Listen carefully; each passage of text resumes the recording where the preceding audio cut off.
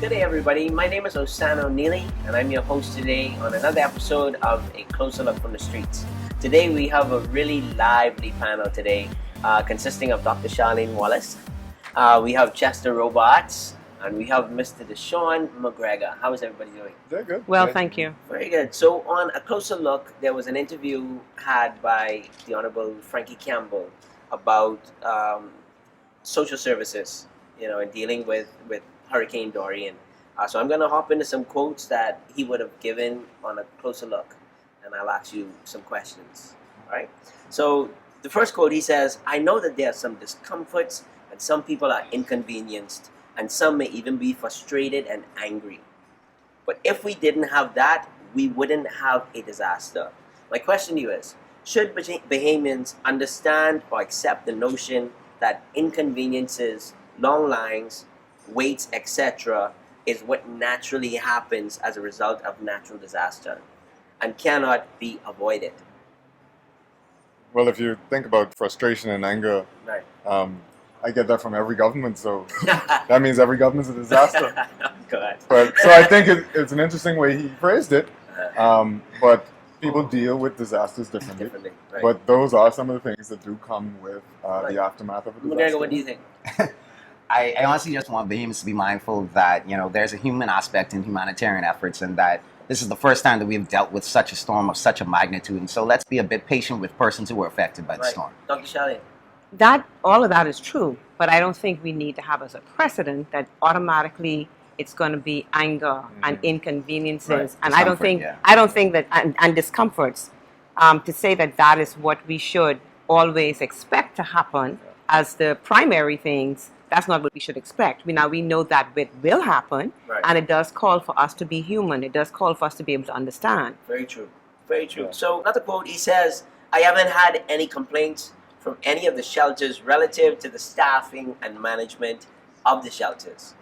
My question to you is, from what you have heard on the streets, have the shelters operated as smoothly as the minister has suggested? I've been in the shelters at Kendall J. Isaac's gym, and the shelter, to me, from what I've seen, is run pretty well. They've gotten a lot of help from international agencies as well. So I think they've been doing a pretty good job, yeah. I think it depends on where the information is coming from, because he could be getting that information, but is it really what is happening? Right. Or is that what social media is going ahead and promoting at the same time? Very true.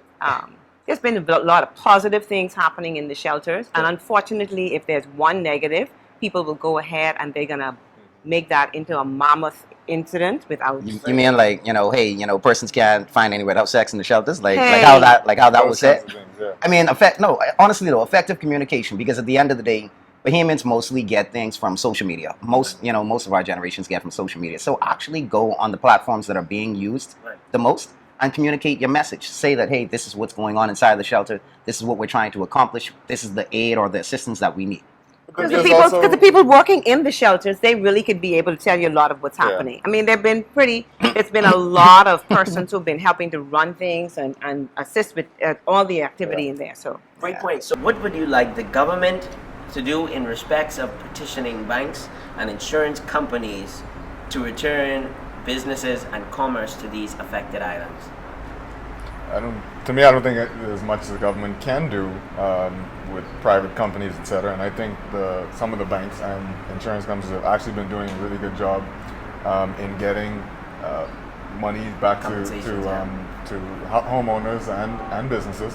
And Commonwealth Bank is opening up in Abaco once again, so they've actually Seems to been be running pretty efficiently. very We're good. what, 3 Very months good. Dr. Wallace? in? what I don't think is we shouldn't wait until natural disasters happen before we go ahead and say this is what we'd like for banks to do and Right. insurance companies to do. I think we need to be able to put those kinds of things in place ahead of time.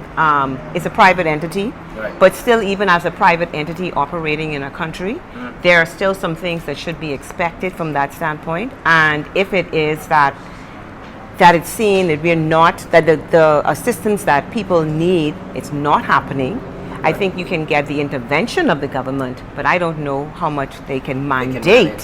what private anything from institution you? would be Yeah, doing. and further to Dr.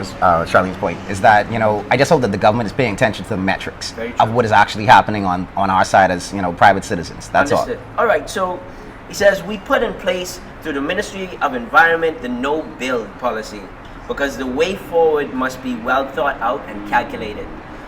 How do you feel about the government not allowing persons to rebuild in the mud and Pigeon Peak communities? Just makes sense. Makes sense, It right? just makes sense. I mean, That's a no-brainer. Yeah. I all. mean, Yeah, pretty much. we're talking about elevating standards. We're talking about eradicating what we knew yeah. to need to be done to begin with. So what about the humanitarian aspect where, if these people can't rebuild where they lived, what are they to do? First of all, there are some criteria that we as Bahamians must Must have satisfy. just in order Yeah. for us to be able to build. So how come the criteria would change for anybody else?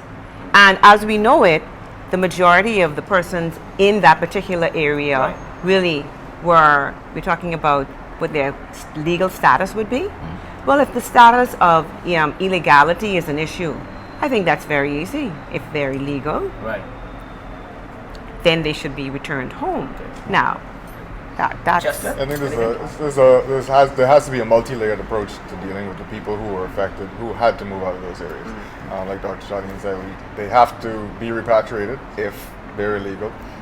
But the government has to find housing now for some of those other people, and the private sector actually can get involved in doing that.